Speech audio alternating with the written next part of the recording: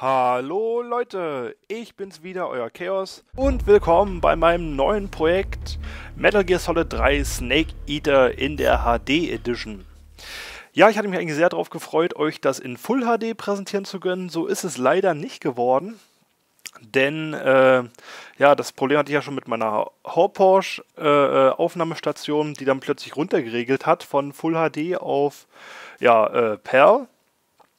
Und jetzt auch mit meiner neuen Aufnahmestation, das ist das Game Capture HD von Elgato, merke ich plötzlich, wie wenn ich das Spiel starte, sofort die Auflösung sinkt. Aber, also dementsprechend ist auch die Betitlung HD Edition quasi ein bisschen irreführend, denn es ist nicht HD. Aber wie dem auch sei, die Aufnahme ist hier wenigstens Widescreen und eigentlich so 1:1 das, was ich auch auf dem Fernseher sehe. Und dementsprechend, ich kann mich echt nicht beschweren, das neue Aufnahmegerät ist echt super. So, ich nehme jetzt auf in 576, also in 27 x 576.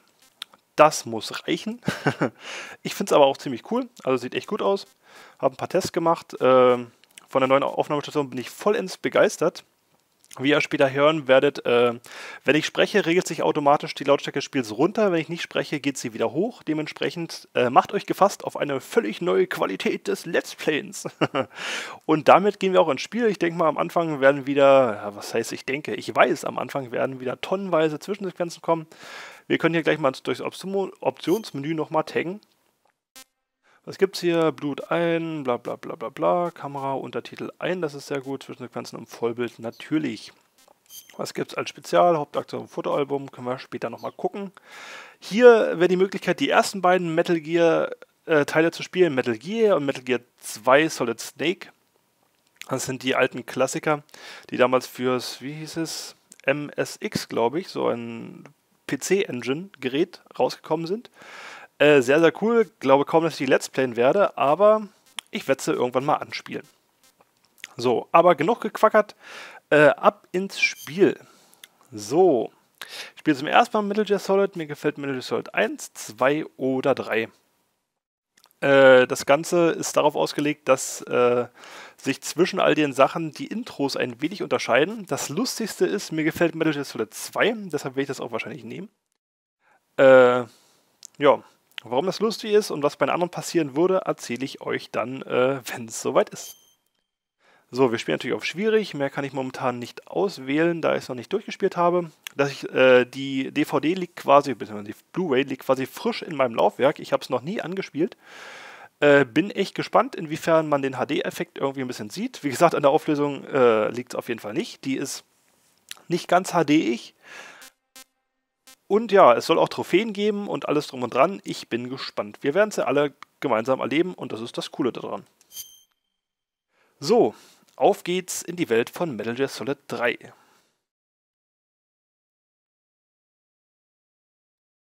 After the end of World War II, the world was split into two, East and West.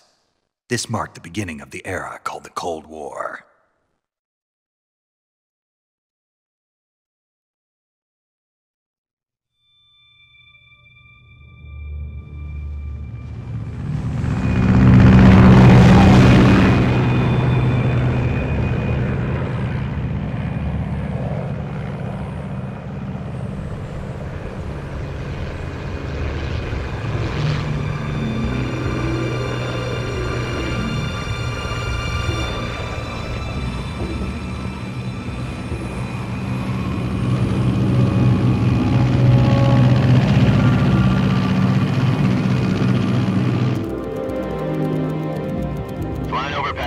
Altitude 30,000 feet. Approaching Soviet airspace. 20 minutes to drop off. Commencing internal depressurization. Equipment check. Arm main parachute. All right. You ready to go? Drop zone still showing a high pressure mass. Cav okay. Good. We've got high visibility.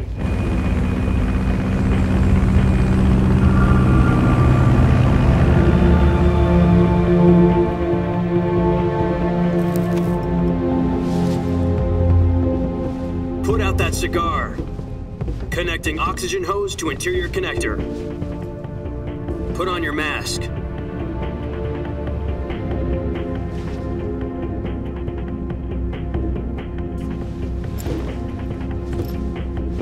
Does this panty waste know what he's doing?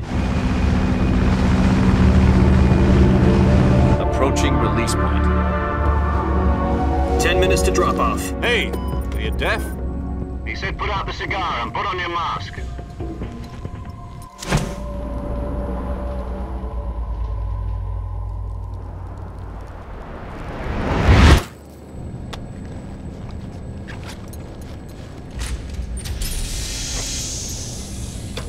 Depressurization complete. Checking oxygen supply. 6 minutes to drop off. Opening rear hatch.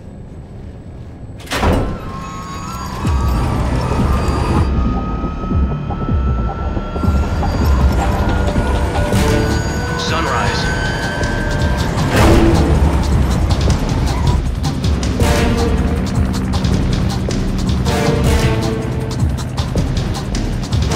External temperature minus 46 degrees Celsius. 2 minutes to drop off. Stand up. You'll be falling at 130 miles per hour. Try not to get frostbite from the wind chill. 1 minute to drop off. Move to the rear. Activate bailout model. This is one for the history books. The world's first halo jump. 10 seconds to drop off. Stand by. Status okay. All green. Prepare for drop-off. Countdown.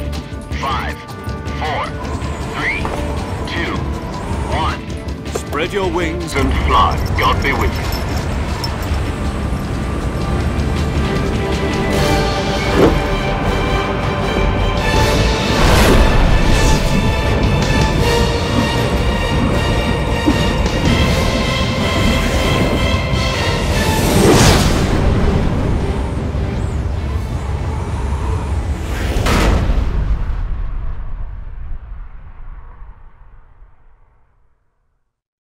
Jack, I've got some important news.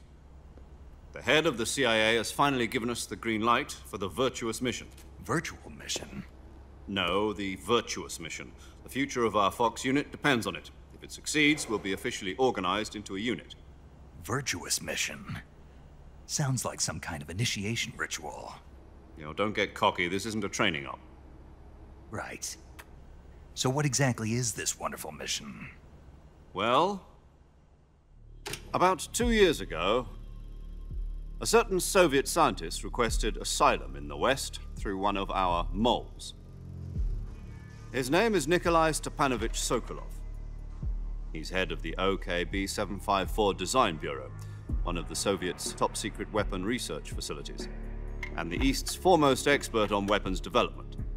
Sokolov? Isn't he that famous rocket scientist? The very same. On April the 12th, 1961, the Soviets achieved the first manned spaceflight in history. The Earth was blue, but there was no God. Well spoken. The rocket that carried Yuri Gagarin to orbit was the A-1, known as the Vostok rocket. Sokolov is said to be the man most responsible for the multi-engine cluster used in that rocket. After Gagarin's flight, Sokolov left rocket development to become the head of the newly established Design Bureau. From a lowly technician to head of a design bureau, that's quite a success story, so why do you want to defect? It seems he'd become afraid of his own creations. Afraid? Call it a crisis of conscience. And for that, he left his country and his family behind and went over the fence? Not exactly. One of his conditions was that his family was also to be taken safely to the West. We used a mole to get the family out first and succeeded in sneaking Sokolov over the Berlin Wall shortly afterwards. I was the one who conducted the operation. The security on the eastern side was still full of holes back then. Then what? We got Sokolov over in one piece, but the whole ordeal had left him exhausted, and we checked him into a hospital in West Berlin. It took him 2 weeks and more than 600 miles to get from the research facility in the Soviet Union to Berlin. He was in no condition to say anything coherent. And it was only a week later that we had something much bigger on our hands. The Cuban Missile Crisis. October the 16th, 1962, President Kennedy received word that the Soviets were in the process of deploying intermediate-range ballistic missiles in Cuba. The President demanded that the Soviets dismantle and remove the missiles. At the same time, he announced a naval blockade to prevent further missile shipments from reaching Cuba. But the Soviets didn't back down, instead placing their armed forces on secondary alert. Soviet transport ships carrying missiles continued on course towards Cuba. US and Soviet forces went on alert for an all-out nuclear war. Frantic negotiations were conducted through the UN's Emergency Security Council and unofficial channels to end the hair-trigger standoff. Finally, on October the 28th, the Soviet Union agreed to remove its missiles from Cuba. And so the world avoided a nuclear holocaust. But in order to get the Soviets to pull their missiles out, we had to make a deal. You mean the one where the US agreed to remove its IRBMs from Turkey? No. The Jupiter IRBMs deployed in Turkey were obsolete, and we were going to get rid of them anyway. They had no strategic value whatsoever to either the US or the Russians. The Turkey deal was a ruse, a cover story that was fed to the other intelligence agencies around the world. So what did the Russians really want? Sokolov. They wanted us to return Sokolov. You mean the Soviets pulled out of Cuba just to get their hands on Sokolov? That's right. What the hell was he working on? At the time, we had no idea. We were running out of time. It was either give up Sokolov or risk full-scale nuclear war. In the end, we had no choice. President Kennedy gave in to Khrushchev's demand. The next day, I got Sokolov out of the hospital, handing him over to agents on the eastern side. Sokolov kept on screaming, "Save me," until he disappeared from my sight. Then a month ago, we received some new information from one of our moles. About Sokolov? Yes. He was taken back to the research facility and forced to continue working on the weapon in question under KGB supervision. What's more, it's on the verge of completion. So what kind of weapon is it? Something to do with space rockets? No, missiles. Same technology. I guess you're right. We don't know the details, but it appears to be a new kind of nuclear device. For half a year now, the Soviets have been conducting frequent nuclear tests at Semipalatinsk. Something to do with the weapon, I assume. We're talking about a secret weapon so big that Khrushchev was ready to pull out of Cuba to get it back. Is Sokolov still in the facility? No. According to our intelligence, he's in Selinoyarsk, a place in the mountains about 3 miles to the west that's known as the Virgin Cliffs. The Virgin Cliffs. Nice name for a virtuous mission. They moved him there just recently. Why? Apparently, they're conducting a field test of the weapon, but it's our best chance to get him back. This mission would never have been possible if he was still in the research facility. This is our last chance. Sokolov must have known that too when he contacted us.